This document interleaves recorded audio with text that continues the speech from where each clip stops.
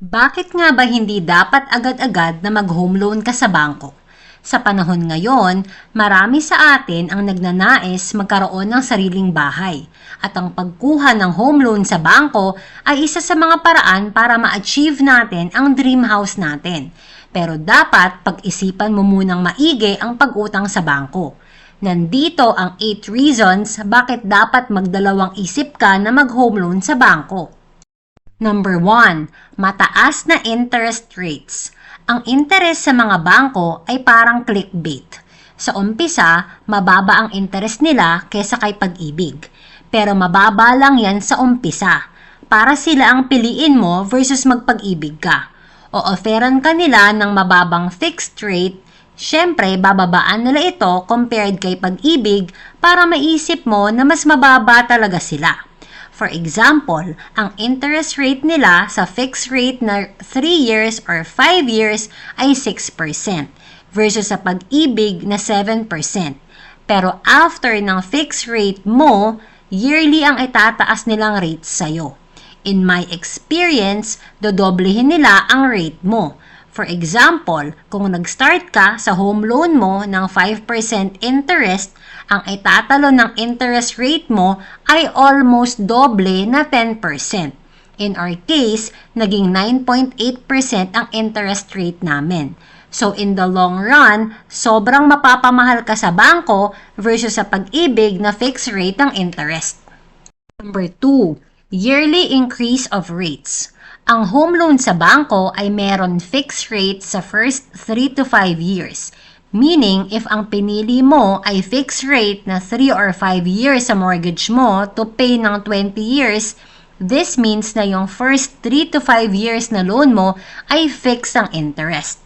Pero pagtapos ng fixed rate mo, asahan mo na yearly ang increase. Kagaya ng sinabi natin kanina sa point number 1, hindi maliit ang interest na tinataas nila kada taon. Most of the time, doble ng interest rate from your initial fixed rate. At taon-taon na itinataas nila ang interest mo. Imagine, pwedeng mas mataas pa ang tinaas ng interest rate nila kesa sa income mo. Kaya pag-isipan mong maigi at i-take into consideration mo ang yearly increase ng rates nila bago ka mag-home loan sa bangko. Dahil pag dumating yung time na hindi mo na kayang bayaran dahil sa taas ng interest rate increase kada taon, baka ma-foreclose ang property mo at mapunta sa wala lahat ng perang binayad mo. Number 3, additional charges to decrease interest. So maaari na ang tanong mo naman ay pwede ba nilang babaan ang interest after ng fixed interest years ko? Yes po, pwede nilang babaan. Pero kailangan mong mag-go through ng process in requesting to lower your interest rate.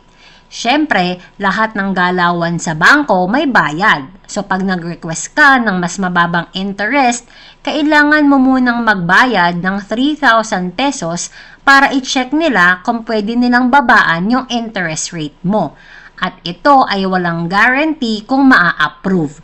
In our case po, nag-request kami to lower down our interest rate at nagbayad kami ng processing fee for 3,000 pesos at maliit lang ang naibawa sa interest namin. From 9.8%, binaba nila to 8.5%.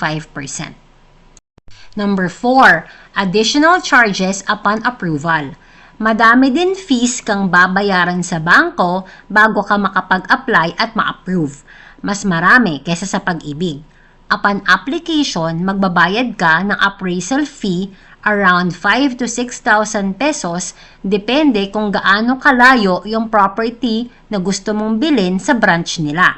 Pag na-approve ka naman na ng bangko for a mortgage payment, magbabayad ka ng 3,000 pesos na handling fee. Magbabayad ka rin ng notarial fee for 200 pesos per document. Registration fee, depende kung gaano kalaki ang uutangin mo sa kanila. In our case, ang binayaran namin noon ay almost 100,000 pesos.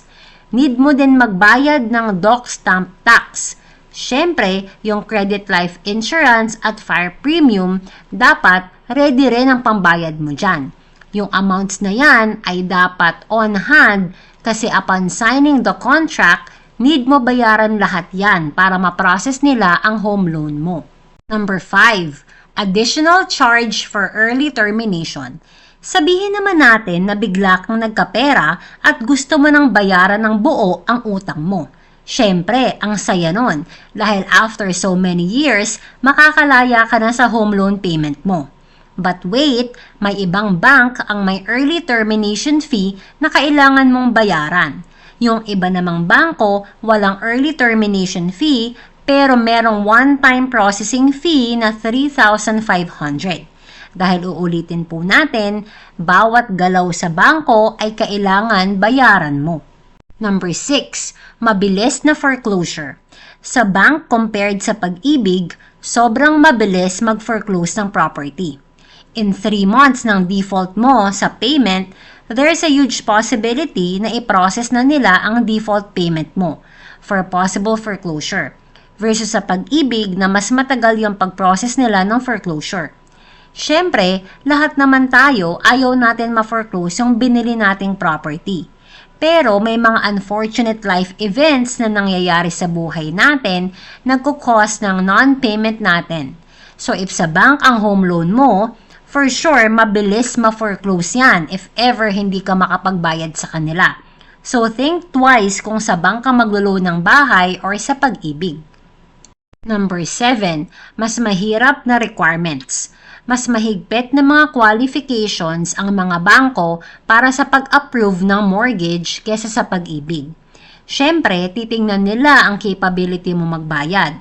Nandyan ang pagbe-verify ng income mo. Dapat, minimum income nyo ay 50,000 pesos. At dapat at least 2 years ka nang nagtatrabaho sa current mong company. Kung may business ka naman, dapat at least 2 consecutive years nang malaki ang kinikita ng negosyo mo para ma-approve ka nila. If employed ka naman abroad, dapat 2 to 3 years ka namang employed abroad. Sa bank din ay mas malaking down payment kaysa sa ibang nagpapautang, which makes it harder sa iba para ma-approve, na maaari ding gawing mahirap para sa ilan na mangutang at ma-qualify sa bangko. Number 8, hindi magandang customer service. Naranasan nyo na ba yung may problema kayo sa loan nyo pero hirap na hirap kayong kontakin yung bangko nyo at naiisip nyo magaling lang silang maningil? Yes, lagi pong nangyayari yan. Especially sa mortgage na hindi nasasagot ng customer service department nila ang mga questions nating mga customers nila.